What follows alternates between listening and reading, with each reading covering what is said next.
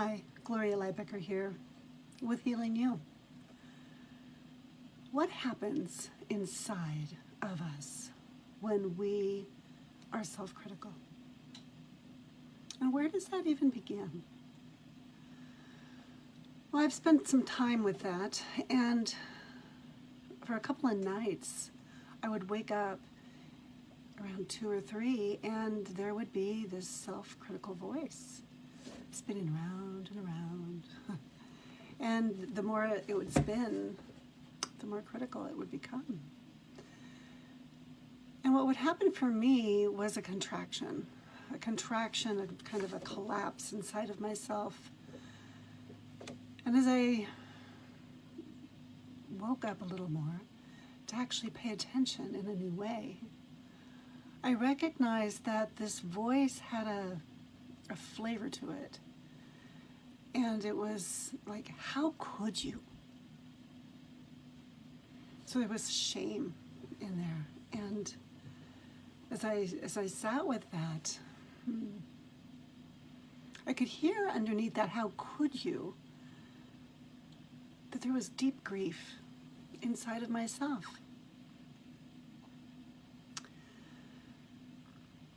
This voice inside, it was listing all of the ways that I had failed as a mother.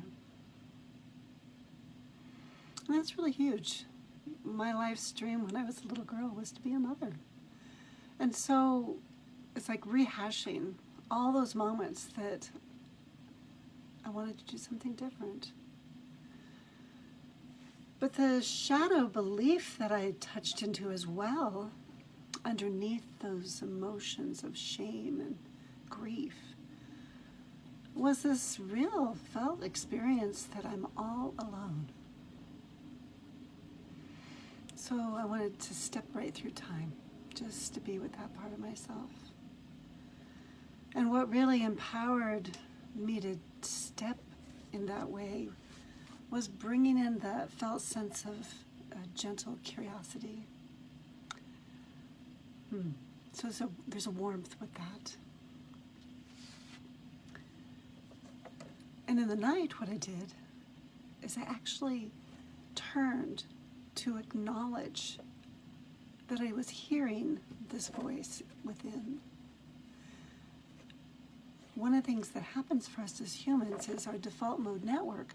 When we've experienced trauma, it keeps worrying over it. It's wanting to heal it, and it's doing the best it can to support us. And so turning to that part of myself with warm curiosity and asking, do you want to help me?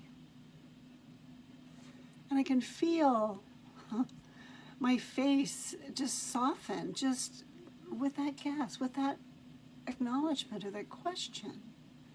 Because it's true, that part of me is wanting to help me, and it just doesn't know how to do it any different. And so with these criticisms of my parenting, especially when I was a very young teenage mother, so I asked this part, is it just so hard for you? All of these experiences, were they so hard for you? And feeling again the body's answer, yes, it was too hard for me. It was too hard for me to hold up underneath all of that on my own. I was still a child myself at that age.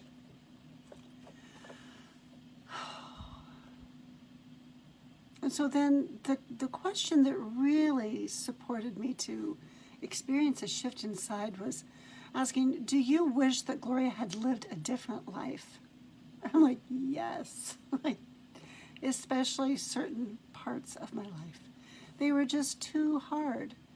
And this younger self, as I time traveled to her, I could feel the immobility, I could feel the shame, I could feel the collapse, the heart's desire to make a difference and not knowing how and not knowing where to turn and believing there was nowhere to turn.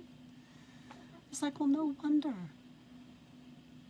No wonder there was such a a deep sense of loneliness and aloneness that was nearing despair, and to just be with this part with gentleness and accompaniment.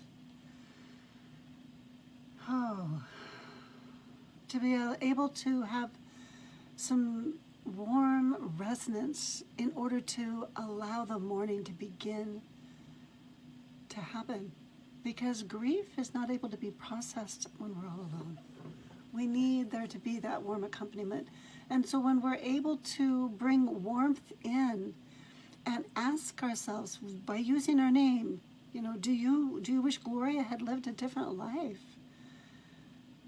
Or Gloria, do you wish you'd lived a different life when you were a young mother?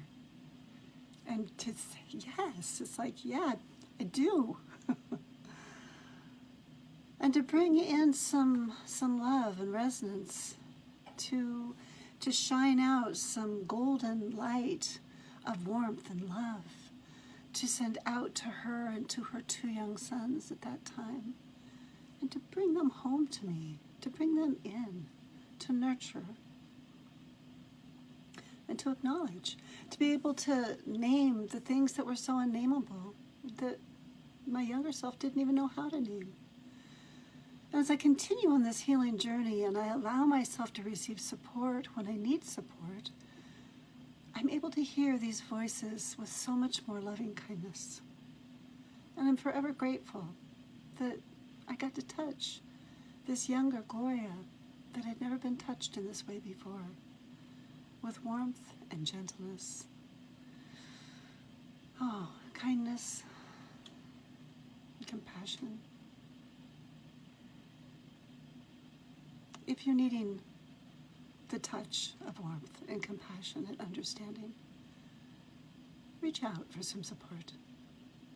HealingYouSanctuary.com. Thank you for being on this journey with me today. Healing you.